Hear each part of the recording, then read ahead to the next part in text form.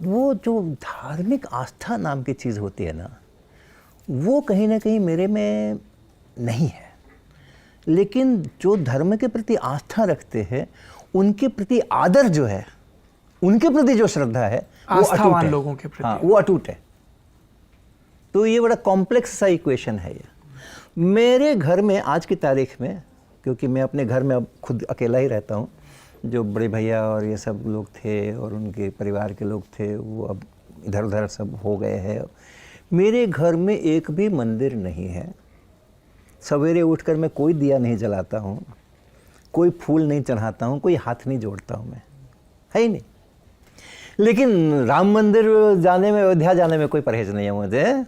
अब जिस मंदिर, कामाख्या मंदिर में मैं गया हूँ, जहाँ आप ले जाओ वहाँ जाने में कोई परहेज नहीं है। जन की आस्था में आस्था है। हाँ, है ना।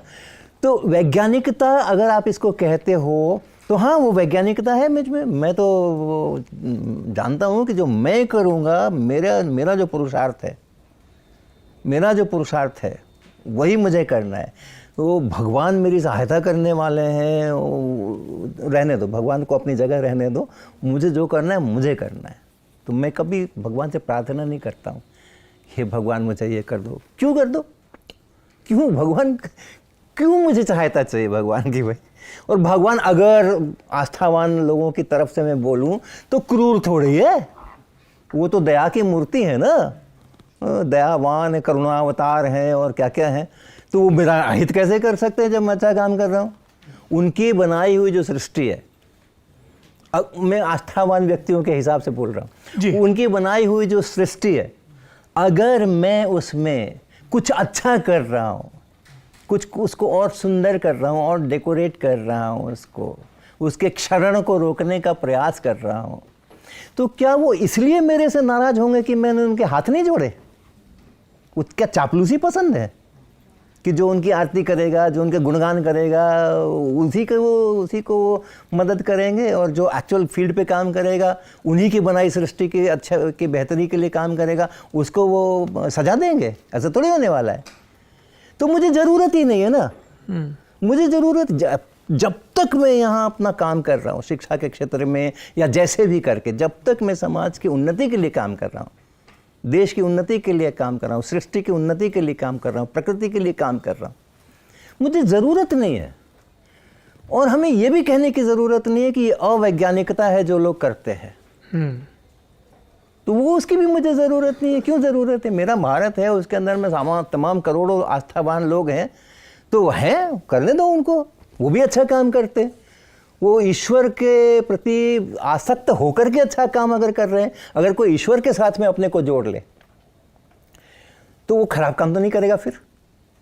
हाँ, अगर ईश्वर के नाम के साथ में और नाम के लिए जुड़ा हुआ है और उसके कारण से वो तमाम प्रकार की गड़बड़ियाँ कर रहा है, तो वो एक अलग प्रश्न है। लेकिन जो ईश्वर के साथ जुड़ रहा है, भक्तिपूर्वक जुड़ रहा है, श्रद्धा के साथ जोड़ रहा है, वो तो खराब काम नहीं करेगा, अच्छा ही काम करेगा। धर्मशाला बनवाएगा, वो हॉस्पिटल्स बनवाएगा, वो प्याऊ बनवाएगा, वो करते हैं लोग, तो क्या खराबी है?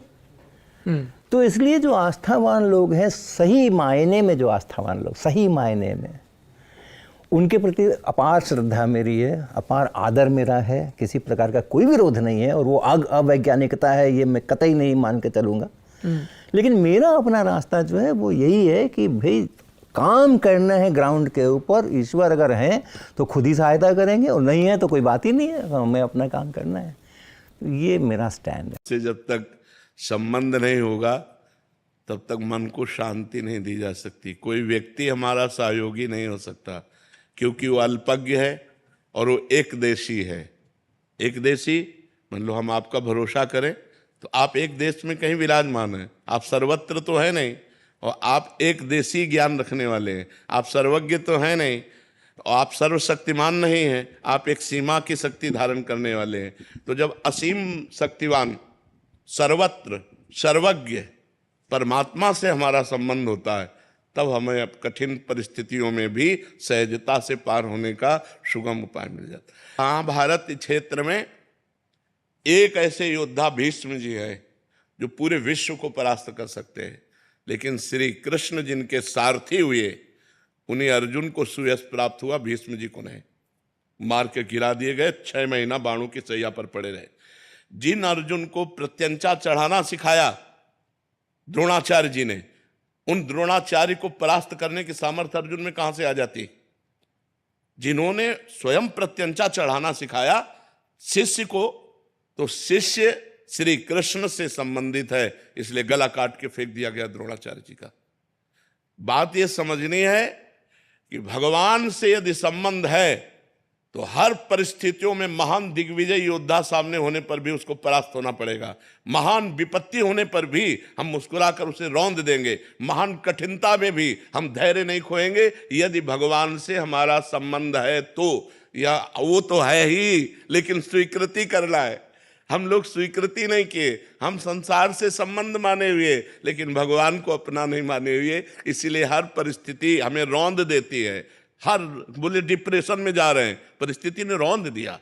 अगर सकारात्मक सोच बनी रहती कि इस स्थिति में भी भगवान, और भगवान का चिंतन जब होता है, भगवान का भजन होता है, तो बुद्धि बड़ी प्रवीण होती है। वो हमें कहीं दुख में फंसने नहीं देती, बचा लेती है। और जब भगवान का भरोसा और भजन नहीं होता तो हमारी बुद्धि इस प्रपंच में दुखालय में फंस जाती। इस संसार का नाम भगवान ने रखा है दुखालयम अशाश्वतम। दुखालय है और नाशवान है। इसलिए हर कठिनता, हर विपत्ति, हर परिस्थिति से निपटने के लिए हमारे अंदर नाम चलना चाहिए और भगवान का भरोसा होना चाहिए। 2 बातें होनी चाहिए।